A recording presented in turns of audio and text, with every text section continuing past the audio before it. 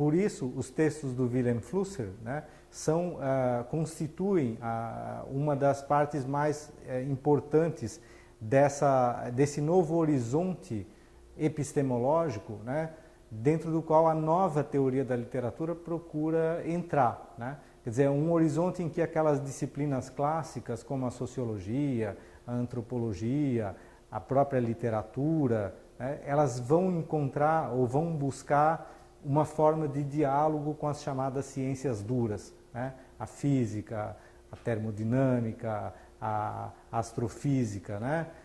E é justamente esse encontro, essa possibilidade de encontro que o Flusser faz. Quer dizer, o que nós das ciências humanas, o que nós da teoria da literatura podemos fazer, que contribuição a gente pode fazer para interferir no surgimento ou na criação de novas máquinas, né? Ou seja, esse é o pensamento do Flusser, quer dizer, como é possível humanizar e até mesmo poetizar essas máquinas, né?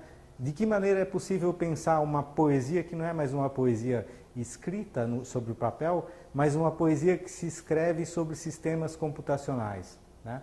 Uma poesia que se cria a partir de informações geradas pelo computador, né? A poesia concreta, por exemplo, já tomou esse caminho, né? Uma boa parte da chamada poesia computacional, né? Ou a computer poesia, né? Há uma série de poetas que trabalham nessa direção, de gerar poemas a partir de programas ou de softwares, né? Então, agora, dentro do horizonte teórico, né, que é o nosso, da teoria da literatura, talvez a questão mais importante seja pensar de que modo os conceitos fundamentais da literatura, né, podem interferir ou podem ser interessantes para a produção de novas máquinas, e não apenas de máquinas, mas de novos espaços virtuais, né? Esse termo ciberespaço, né, é um termo interessante porque ele dá uma importância muito grande para o conceito de espaço, né? Ou seja, esse ciberespaço ele é sobretudo um espaço virtual dentro do qual é possível operar, né? E esse espaço não é necessariamente constituído apenas por máquinas, né? Evidentemente que as máquinas geram esse espaço, né? Mas se vocês pensarem, tomando como modelo de ciberespaço, né, uma mídia como o Facebook, né? O Facebook é evidentemente produzido por um sistema computacional, né? Ele é gerado por um sistema de informação. Agora, o espaço criado pelo Facebook depende dos usuários. Ou seja, quanto mais usuários, maior o espaço e mais produtivo e mais diferenciado ele vai se tornar, né? Isso vai obrigar, inclusive, né, se vocês pegam a própria história do Facebook, vai obrigar a modificações no próprio sistema e modificações nas máquinas, né? Então, essa demanda, né, digamos assim, para usar um termo da economia, gera modificações. Agora, a nossa questão na teoria da literatura é como pensar esse espaço virtual, né, esse espaço da internet, a partir de conceitos que são próprios da teoria da literatura. Um dos conceitos-chave nessa questão é o conceito de ficção, né? Então, o conceito de ficção, que é um conceito que vem lá também das poéticas clássicas, ele é perfeitamente utilizável, né? E ele de fato é utilizado para se pensar e para se produzir novos sistemas e novos programas, né? Um dos lugares em que o conceito da ficção é fundamental dentro desse universo tecnológico é o videogame, né? O game é um tipo de produto midiático contemporâneo, né, em que o conceito de ficção ele é um conceito operacional, né? A outra questão que o videogame coloca, que é uma questão já colocada pelo horizonte da teoria da literatura, é o conceito de interação, né?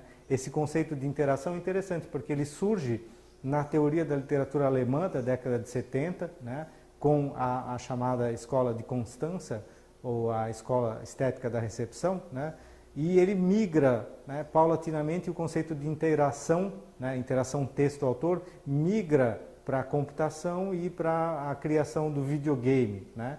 Então a gente vê que existem correntes subterrâneas e não de todo analisadas, não de todo estudadas, que criam um horizonte interessante para a teoria da literatura, no que diz respeito a essa questão da cibercultura e do ciberespaço, né?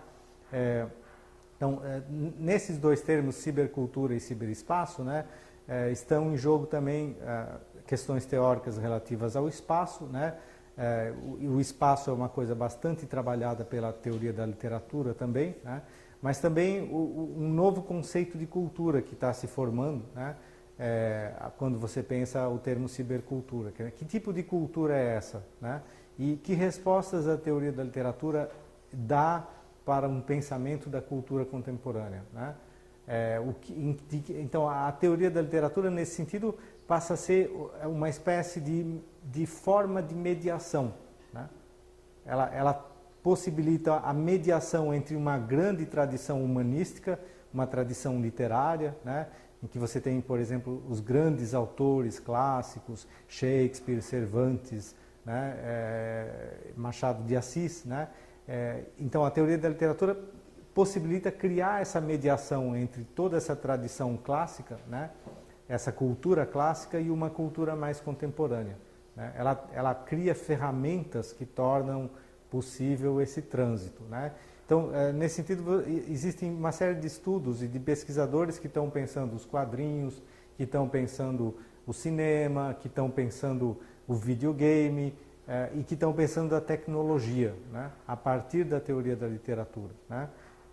Um pensador-chave, né, para encerrar esse módulo, é um pensador que volta a ser um pensador da teoria da literatura e que é originalmente um pensador da teoria da literatura, embora muita gente esqueça disso, né, é o Marshall McLuhan, né?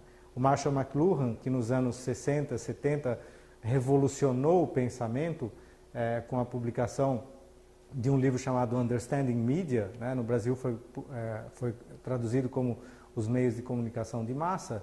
Ele já tinha antevisto essa ideia da aldeia global, essa ideia de uma sociedade unida por um sistema, por uma grande rede universal, né? Que veio a ser a internet, né? Então, originalmente, quem é o Marshall McLuhan, né?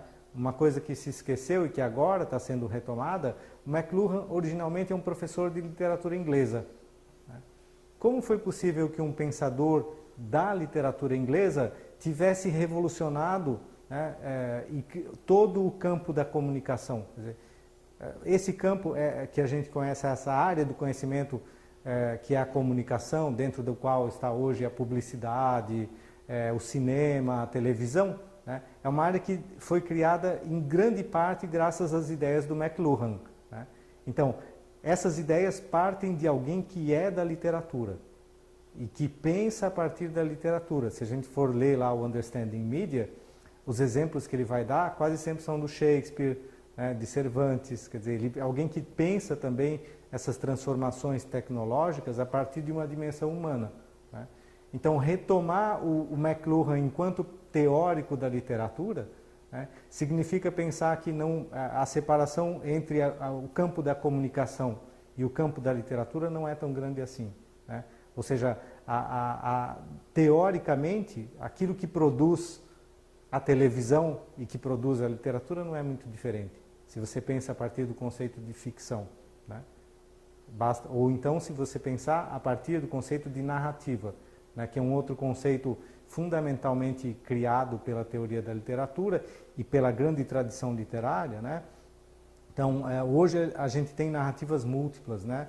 As narrativas não são mais apenas do romance, mas são narrativas da telenovela, narrativas das séries, narrativas dos filmes, narrativas das histórias em quadrinhos, narrativas das canções populares, né? Então, existe uma migração de narrativas, digamos assim, muito forte, movimentos, né, de migração da narrativa que são muito fortes. Então, por exemplo, hoje a gente tem, né, uma canção como Faroeste Caboclo, do Legião Urbana, sendo adaptada para o cinema, né? O que é Faroeste Caboclo? Evidentemente que é uma canção, né? É o que a gente pensa imediatamente, mas no fundo é uma narrativa. Quer dizer, é justamente a narrativa que está nessa canção que permite a migração, né? É a narrativa que é traduzida. Quer dizer, o filme não vai traduzir a instrumentação, né, de guitarras elétricas para frames fotográficos para o filme de 35. O que se traduz é a narrativa. Então, a nossa questão hoje na teoria da literatura é pensar o que é ficção, o que é narrativa, o que é personagem. Né? E esse território é o território da teoria da literatura. Né? Independentemente se isso se dá em romance, se isso se dá em papiro medieval, se isso se dá de forma performática, ou se isso se dá na internet, ou na televisão, ou no rádio, ou na história em quadrinhos.